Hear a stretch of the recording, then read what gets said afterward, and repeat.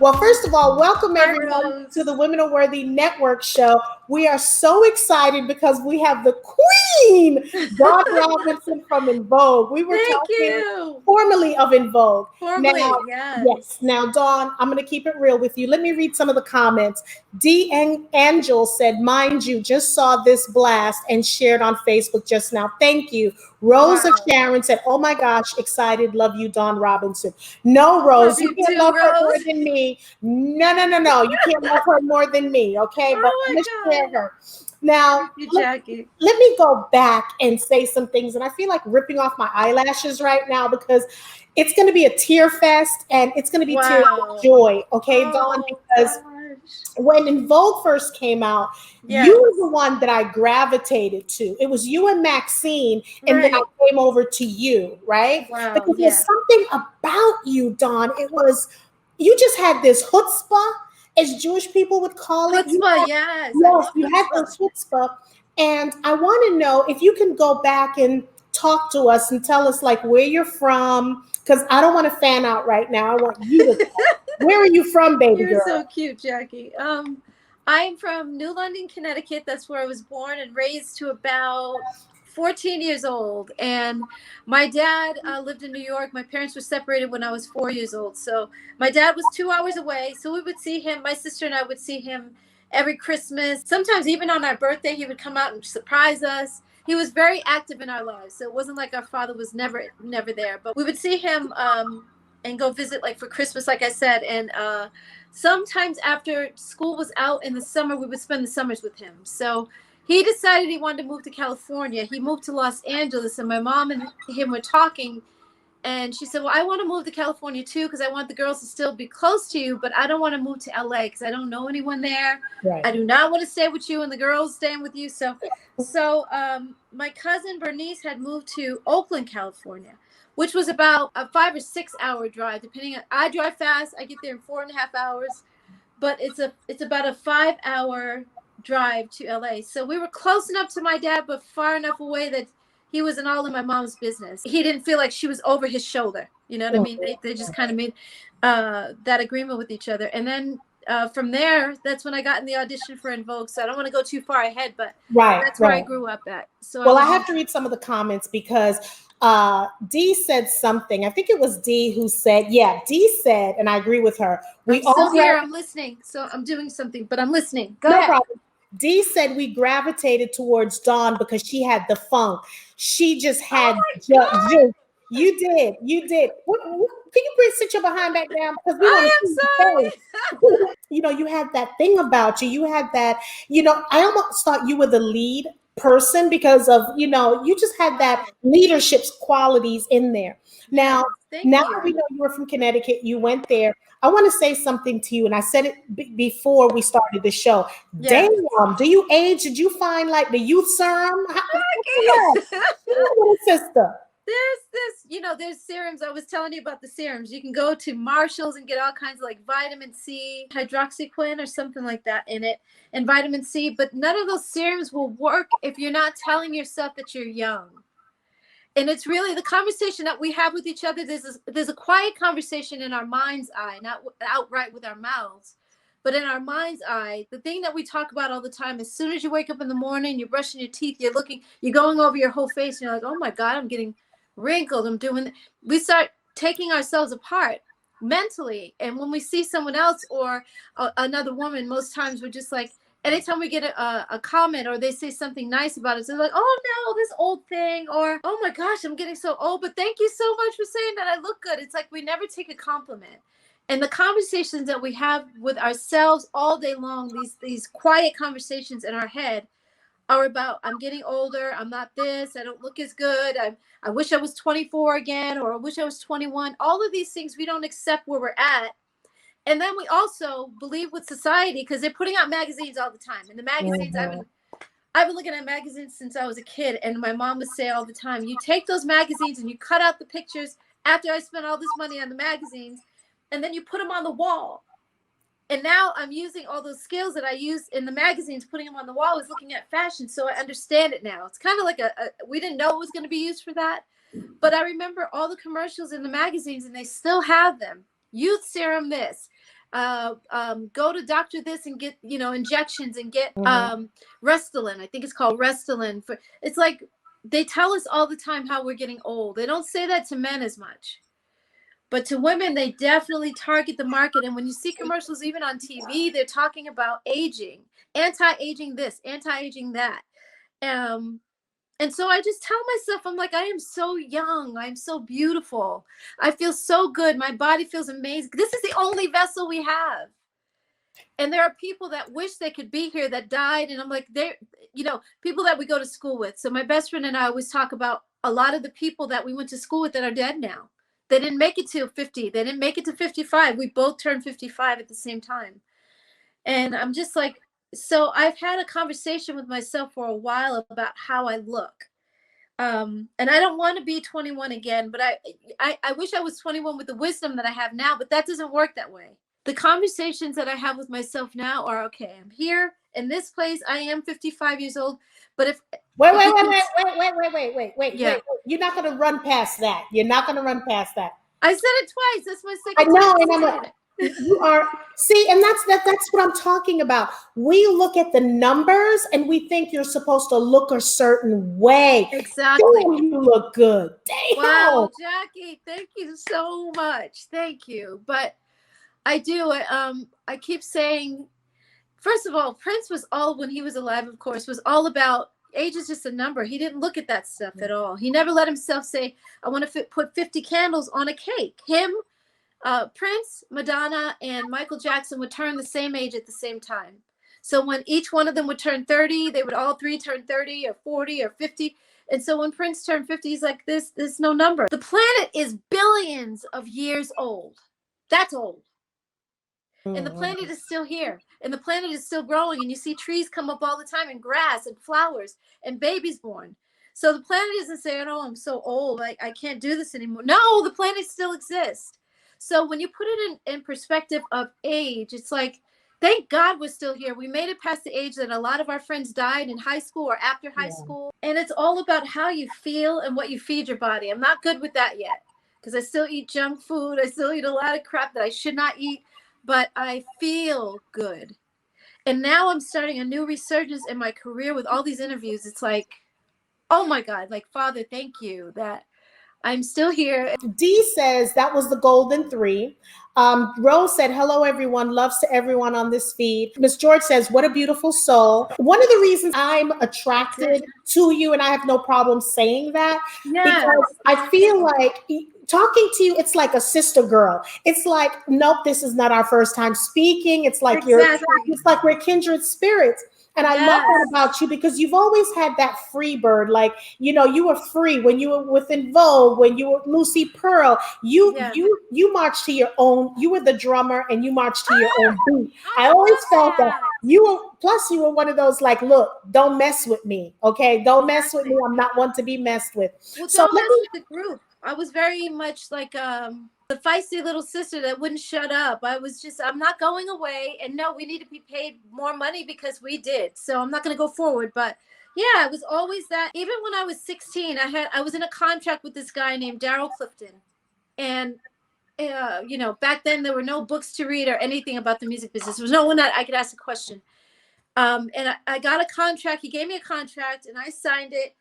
And then I was looking at the contract one day and I didn't really read it. I was 16 years old. And I went to my mom and I said, Mom, now this was after being with him and recording a bunch of songs. And I said, Ma, I don't like this contract. And she's like, well, didn't you read it at first? I said, no. And she said, so she said, no, go through it and underline everything you don't like. And so I did. And I was reading it to her. I was standing in her bedroom door. I can still see myself now. And I'm reading everything on a piece of paper and telling her what I don't like. And she said, I said, so can you tell Daryl, can you call him and tell him? She said, you just read me everything that you don't like about that contract. You call him yourself and you tell him what you don't like. You don't have to stay in that contract if you're not happy, but you don't need me to tell him. You need to do that on your own. And I was like, I can't do it. But I've been feisty all my life. You know what I mean? With respect, I would still tell my mom what I didn't like, and with respect, because I'm not going to disrespect my mom, and I don't talk back, and no, I'm not a white girl. Because white girls can get away with that. My friends would be like, fuck that, Mom. damn, fuck, mom, I hate you. I'm like, whoa, you're not going to live through this. You're going to die tonight. Because if that was a black mother, I would have been 6 feet under. Okay, so the respect, I could tell my mom how I felt. My best friend always admired our relationship because of that. Right. So my mom gave us, be respectful, but okay, how do you feel? All right, well, I don't agree with you and you're still on punishment, but I hear you. What are you doing? Like, who are you listening to now? What sounds do you like, female and men? Who are you listening to right now? Oh, Jackie, I don't know any of the new artists too much, but I do. So I like Billie Eilish. Yeah. Mm-hmm. I like her. I like SZA. Mm-hmm. I love her. I think her is a great artist. I think she's phenomenal. And there are a few men as well. I keep watching the Tiny Desk. I forget to write their names down, but there's some phenomenal new artists now. And they are independent and I love them. But I still go back to the old school. I go back to Rufus Shaka Khan. I go back to Stephanie Mills. I go back to Kenny Loggins. I go back to Stevie Wonder, Earth, Wind, and Fire, Crosby, Stills, and Nash. I can't get away from that music. I'm with you on that because I now have Pandora. And I know there's great music. No, I'm not going to say that. They're good music now. And like her, I love her. I love her music. I still gravitate towards the old songs. Like, for example, you mentioned Billy, for me, I like the 70s. I like Journey. I like songs, I love good music. So DT wants to know, DT asked the question, who are your 2 to 3 all-time favorite female vocalists? Ooh, DT. Hi, DT. Okay, so all-time favorite, first of all, Shaka Khan. She's number 1. Yes. I think she's for most black female artists. Yes. And then I love Jasmine Sullivan is the business. But I love Legacy too. So I'm going to throw 4 in there. I'm going to say Minnie Riperton from back in the day. Yes. So Minnie Riperton, oh my God. But then there's Denise Williams, Someone just said Stephanie Mills. Yeah, I said Stephanie Mills a little while ago. Yeah. Yeah. So I can't help it. They're just so great. And then out of the girl groups, oh my gosh, I would say my all-time favorite top 3 are 3 Degrees, When Will I See You Again? There's just some great songs from them. Of course, the Supremes and Sister Sledge, probably. Yes, I'm trying to get a hold of it. I'm supposed to be interviewing one of the sisters, and I'm waiting for that to come true. Oh, good, yeah. Because that's what we need. We need good music. So, I'm listening to all this stuff, and I'm not trying to be disrespectful to the music now, but I don't need you shaking and twerking, and I got to hear you're getting money. That's great, if that's what you want to do, because I'm not disrespecting that. But I want to hear music where it was music. You can hear the melodies. You can hear. Okay, let me give you a fun story. Now, I'm going to tell y'all a story, and I don't want y'all to judge me, okay? I'm emotional about my itch, okay? I'm very emotional right now. So I never liked going out after work with my colleagues, right? Yes. So my boss said one day, you know what, we're gonna go have fun. We're gonna go karaokeing. And I'm like, karaokeing? And they're like, yeah, we're gonna go karaokeing. And what you're gonna do is you guys gonna come up with a girls group, because it was a guy and it was like 15 of us. So you're gonna have it's gonna be a girls group, and you guys are gonna go up and you're gonna sing. So look, I'm a band leader. So I'm like, okay, we're gonna do In Vogue. Okay, I'm saying this again. I do not want y'all to judge me for what I'm about to say. So I get up and I'm singing. Dawn, I got booed. No, Jackie. It was American Idol Don't. Because I'm a legend in my mind. I think I can sing like you, okay? But they didn't have to boo you. That's like, Dawn, come on now. Everybody's up there doing karaoke. Ain't nobody up there Shaka Khan. No, Dawn. If you hear me, you would hear me too. What you would do is clap, and then you would say, okay, it was an American Idol Don't. They were telling me. So wait a minute. So Jackie, this was actually, it was a. Yep, it was right. It was similar to Dave and Buster's. I'll name, and then my boss told me that they asked him to tell me not to come back and sing. Okay. Oh no! Oh my I was showing out. My clothes was like on deck. My makeup was on You deck. was looking And I good. they were Exactly. singing and I'm pushing them in the back.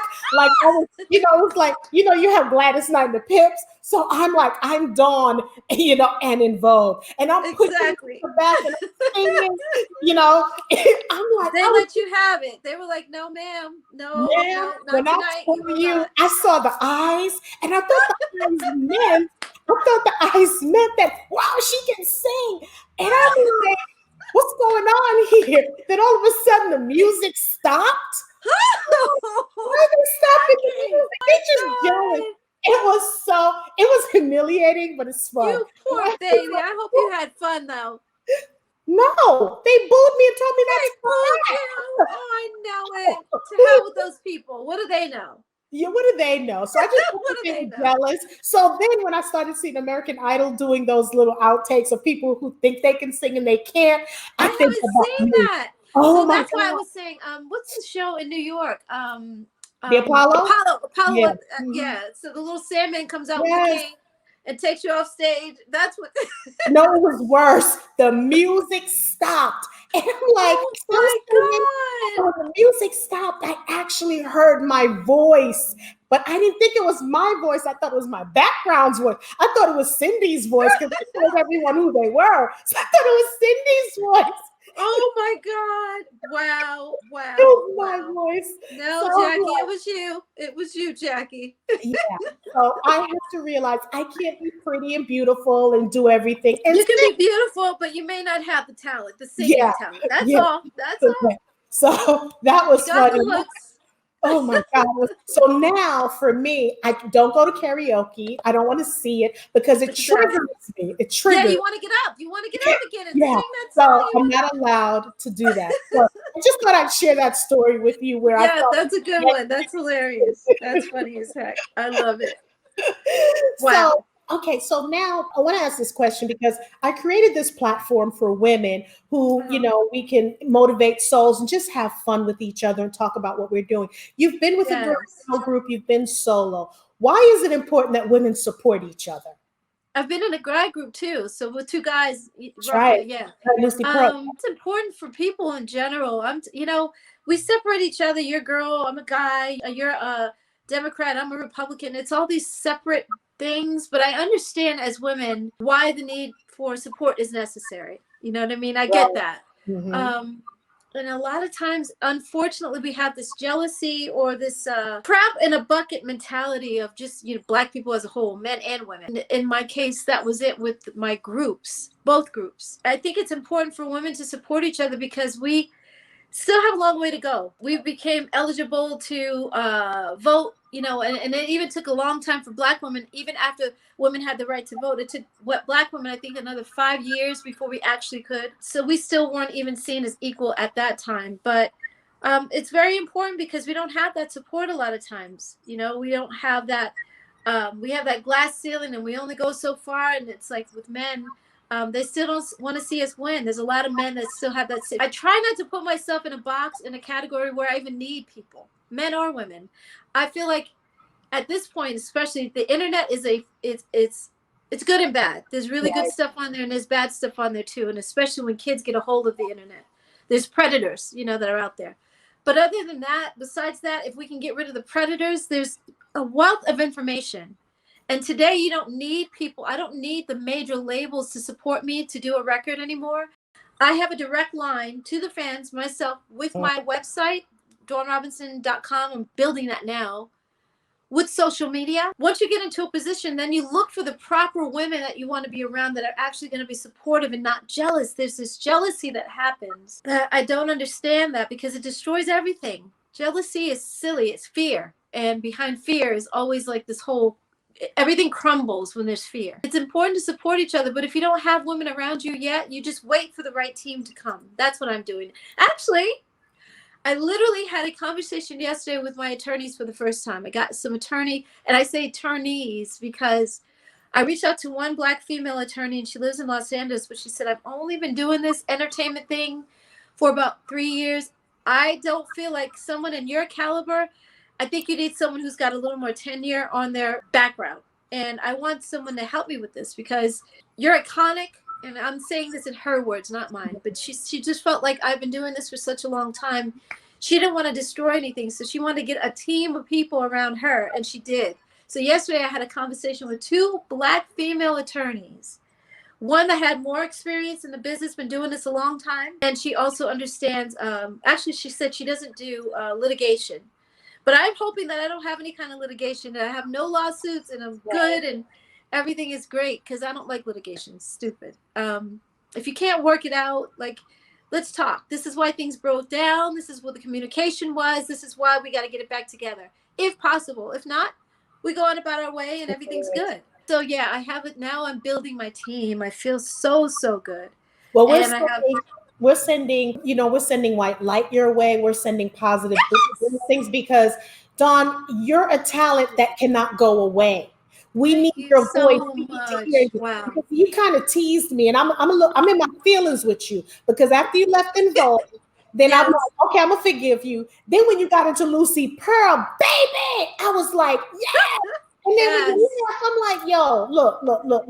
It's almost like, I went back into rehab because of you. You know what I'm saying? You can be doing this to me. You can do this to us, your people. So with that said, rehab. What I want to ask you is the climate for someone who wants to join, someone who wants to be in the music business. A new person who wants to be in the music business now. Just to clear up that whole En Vogue Lucy Pearl thing, and I'll get back to your question in a minute. It wasn't my doing to leave those groups. I didn't want to leave at all. I was so scared to be outside of En Vogue. That was my baby too. I helped build that group. Oh my, those are my sisters supposedly. There's certain times in your life when it's just like you have these milestones. You know what I mean? One is when you get out of high school and you go to college. Or even when you go to high school, like that's like, oh my God, I'm in high school now. Like, I think I know all that.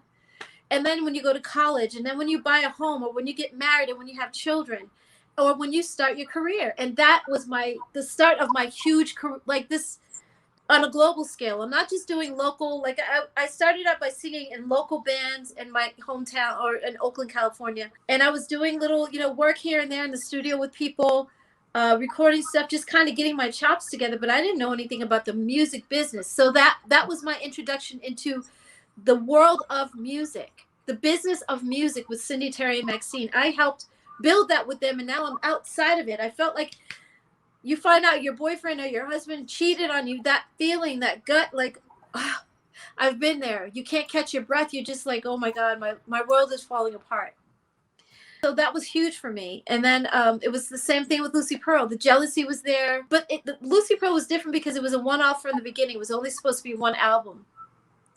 That's what we agreed on from the beginning. So that's why when it was over, it was supposed to be over. And we could have kept going, but Raphael was so jealous of me and so mean and not wanting to talk about what was falling apart or what his thoughts were. He would just say it in different interviews. So we would be doing an interview with someone, he would just break out and say, excuse me, like, don't you know that Ali and I have done stuff in our careers too? Like, what the fuck? Don't you see us here?